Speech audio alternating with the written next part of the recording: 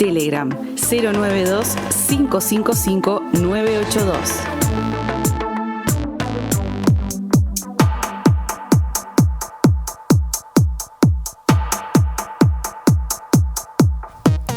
El ciclo Comunicar la memoria a 50 años del golpe de Estado tendrá hoy una nueva actividad que se trata de una escucha inmersiva del podcast 38 Luciérnagas con la participación de las protagonistas y el equipo realizador del episodio. Recibimos a Sebastián Ortega, jefe de redacción de Revista Anfibia, investigador y guionista de la serie Fugas, y Mateo Corrá, diseñador de sonido de Fugas. Bienvenidos a ambos. Muchísimas gracias, un placer estar acá. Gracias por estos minutos en Comunidad Udelar. Cuéntanos un poco cómo surge en Anfibia la idea de apostar a la creación de contenidos sonoros como son los podcasts. Bueno, esta es una propuesta que nace en 2017 más o menos. De hecho, nace incluso antes que yo llegara al equipo. Y en parte Anfibia tuvo siempre esa idea dentro del periodismo de apostar por cierta innovación, nuevos formatos, nuevas formas de narrar lo real, digamos. Y en esa línea aparece la posibilidad de empezar a producir una serie de podcast, en ese momento sin tanta experiencia, sin tanta producción, apuntando sobre todo a podcast de entrevistas, o a producir más o menos lo mismo que se producía en la línea de la revista, en formato gráfico, a empezar a hacer producciones sonoras de ese estilo. Y con el tiempo y cierto éxito que fueron teniendo esas producciones, fueron complejizándose hasta llegar a la producción que tiene Anfibia Podcast el día de hoy. Es un formato que está en auge y ustedes ya tienen un trayecto realizándolo. ¿Qué es lo que consideran más valioso del formato podcast? A mí me parece que es la posibilidad, digamos, de transmitir historias, de contar historias de una manera distinta. El sonido da un montón de oportunidades de abrir espacios sonoros y también en este tipo de podcast narrativos y demás hay muchos juegos. Yo desde el lado del diseño de sonido me parece un lugar fascinante y que todavía se puede seguir como explorando un montón, digamos. Hay una parte que necesariamente tiene que poner el oyente, que es la parte de imaginarse eso, aparte de lo que te están contando, y completar esa historia con un poco con el bagaje, con lo que trae uno mismo. Y nada, desde ese lugar me parece que hay un montón de espacios como para seguir recorriendo y explorando, y hay producciones muy buenas, mismo de Anfibia y otros medios, que está bárbaro. Ya que mencionabas el diseño sonoro, Fugas presenta un diseño que acompaña muy sutilmente al relato. ¿En qué se enfocan a la hora de sonorizar este tipo de trabajo? Y en particular, bueno, esta segunda temporada de Fugas tenía como la participación en distintos países, en distintos escenarios, con cárceles de distintas índoles y demás. Entonces hay un foco puesto directamente en los paisajes sonoros que acompañan un poco a situar al oyente en cómo transcurren esas historias. Sobre todo esa parte de situar. Después sí hay sonidos como más particulares que van acompañando las escenas como más narradas. Pero principalmente la intención era situar, trasladar al oyente a esos espacios, situarnos en ese tiempo también, porque estamos hablando de situarnos solamente espacialmente, sino también temporalmente. Así que eso fue un poco la búsqueda. Y contar cómo suenan esos momentos, cómo suenan esas épocas. Yo creo que ese es el trabajo también más atractivo e interesante de escuchar esa variedad de episodios, y que en cada uno haya un sonido de ese contexto social, político, muy particular de cada territorio, de cada país. El podcast seguramente lleva un trabajo muy diferente obviamente al que lleva una radio, pero ¿qué cosas o en qué medida se puede asemejar a lo que es el trabajo en una radio convencional, no, para quien no conoce por ahí cómo es el formato? A mí esa pregunta a veces me cuesta un poco más porque si bien trabajé hace ya más de una década en radio, fui productor y columnista, la verdad es que mi formación no viene desde ese lugar. En el caso particular mío viene más del periodismo gráfico, entonces me cuesta por ahí saber eso porque no tengo tan adquiridas las herramientas de la radio. Sí, lo que siento particularmente es que está pensado para una escucha diferente. Uh-huh. Es una escucha bastante más íntima, más personal, y eso se trabaja tanto desde lo narrativo como desde lo sonoro para apostar a esa y profundizar esa escucha inmersiva y pensando, no sé, que cada uno lo puede escuchar donde quiera el podcast, pero lo más probable es que lo escuche cada uno en un lugar distinto, en un momento completamente distinto, y la radio tiene como esa inmediatez de que todos estamos escuchando lo mismo en el mismo momento mientras sucede, y capaz que yo el podcast lo escucho dentro de 2 años sentado frente al río con auriculares solo. Sí, quizás hay como más un vínculo con el radioteatro, digamos, ¿no? En ese sentido, como una producción pensada para, claro, como él dice, como escuchar de manera más atenta. Incluso, o sea, no es algo que vos podés dejar este tipo de podcast como sonando de fondo y en algún momento te enganchás, sino que realmente requiere como una escucha muy atenta para que ese contexto que a veces tenés en las producciones audiovisuales, que si no escuchaste bien tenés como la posibilidad de ver lo que está pasando, estás en situación. No, acá hay que escuchar todo atentamente, porque si no te perdés un poco en la historia. Sí, tenés que volver hacia atrás a ver cuando te distrajiste. ¿Cómo consideran que el podcast puede aplicarse hacia una nueva forma de periodismo narrativo? Sí, absolutamente. ¿Es hacia ahí donde iría el periodismo narrativo para ustedes? ¿O?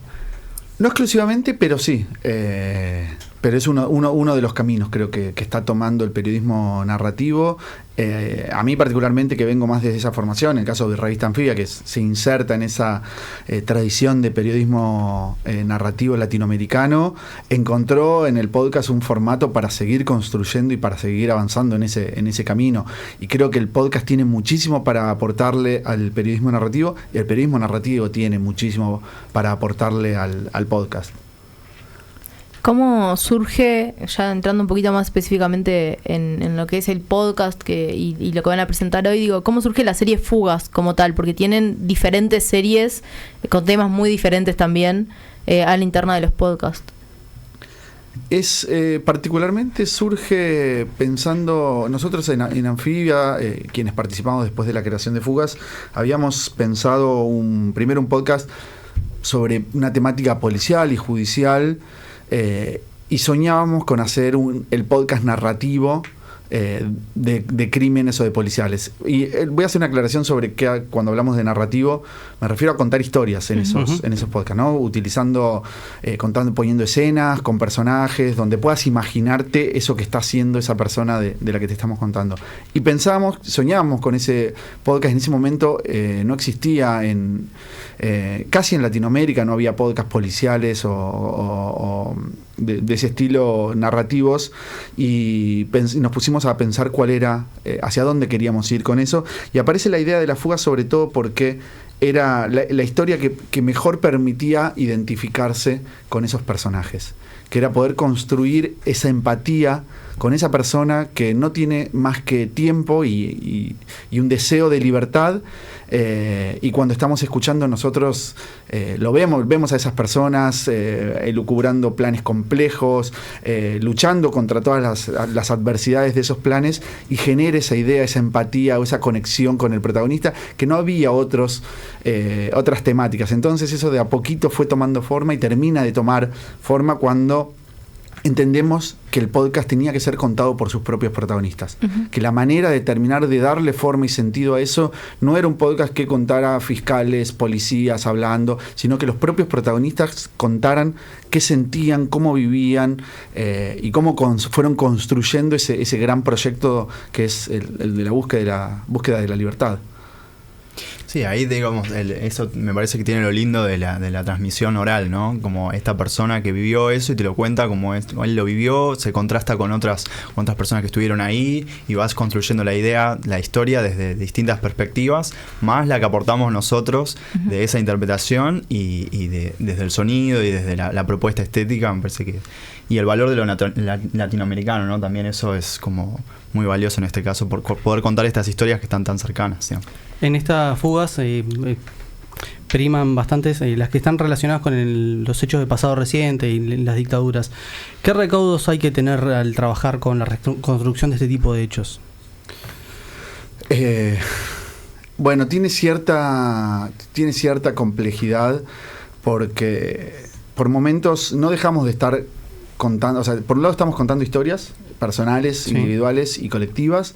Y por otro lado no dejamos de estar contando una época, un contexto político, y hay una discusión ahí sobre todo el tiempo en la producción del guión de cuánto peso tiene que tener el tema, cuánto peso tiene que tener la historia, cuánto hay que explicar efectivamente. No sé, nosotros ayer conversábamos con el equipo de lo que fue la de Uruguay, sobre todas las discusiones que se dieron al interior de esos espacios internamente, y cuánto de eso, por ejemplo, aparece reflejado o no, o hay que contar en el podcast. Nosotros creo que en un proceso de madurez en esta segunda temporada fuimos inclinándonos sobre que el tema apareciera acompañando a la historia, pero que fuera la historia el vehículo que lleva al podcast y que lleva al oyente a lo largo de todo desde ese comienzo hasta ese final, y el tema y el contexto y toda la densidad que tiene ese gran tema sobre todo de las violencias estatales en América Latina, aparezca, pero que no sea un podcast donde vos vas a escuchar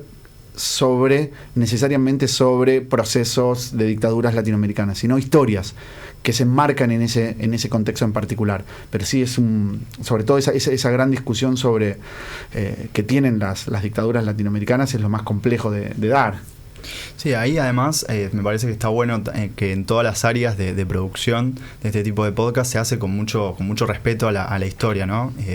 Desde el punto de vista del sonido también hay una intención de cuidar que esa historia no esté exagerada para generar como que termine solamente en la cuestión del entretenimiento, ¿no? Claro. Entonces me parece que desde ese lugar siempre estamos como en conversación de, bueno, esto lo podemos reflejar así, asá, hasta qué punto ponemos más vínculo con la acción y más con la historia. Entonces siempre está como el eje puesto en el respeto por contar la historia de manera fiel, digamos. Y pensar todo el tiempo que esa historia se construyó con personas, claro, ¿no? Personas de carne y hueso que le pusieron el cuerpo a esa lucha. Sí, no desnaturalizarla capaz en el proceso de adaptarla a un relato, ¿no? Exacto, sí. Sí, pero también pienso que ese relato justamente lo llevan las personas que lo vivieron, ¿no? Sí, absolutamente. Es eso, hay algo de eso, de poner el cuerpo a esa vivencia que en el podcast aparece con mucha fuerza, porque fueron esas mismas personas y cuando hablamos de ponerle el cuerpo literalmente es ponerle el cuerpo, exacto, ¿no? Es ese cuerpos encerrados tratando de construir y de buscar su propia libertad. Sí, y para usted, me imagino que al escuchar las entrevistas de los protagonistas y demás, es bastante movilizador. ¿Cómo fue trabajar con ese tipo de testimonios? Bueno, en ese sentido nosotros había bastante experiencia en ese trabajo, porque tanto en Anfibia como en nuestros procesos anteriores, nosotros, varias de las personas que trabajaron ahí, formamos parte de una agencia de noticias que funcionaba dentro del Estado, con una perspectiva muy clara de derechos humanos. Entonces ya todo ese trabajo en general, sobre todo con víctimas y sobrevivientes, estaba hecho. No hubo tanta complejidad en ese sentido. El trabajo en general con presos políticos, víctimas de tortura y desaparición, suele ser complejo para trabajar desde el periodismo, pero por ahí la única, no diría dificultad, pero la premisa es siempre el respeto en ese, ¿no? El respeto por esa historia que estamos contando. Nosotros estamos adueñándonos o apropiándonos de una historia que no nos pertenece, que es una historia ajena, y creo que lo único ahí como para tener siempre en cuenta es ese respeto. Sí, ahí a mí me pasa particularmente en las presentaciones en vivo, que me vuelvo a conectar con un podcast que evidentemente ya escuché varias veces, más las veces que estuvimos editando, más las veces que la presentamos, y a mí me sigue movilizando, digamos. A mí me pasa que me emociono por momentos escuchando las presentaciones en vivo. También hay algo de estar ahí reunidos, escuchando, siendo parte de esa historia. La verdad que son historias movilizantes, sí.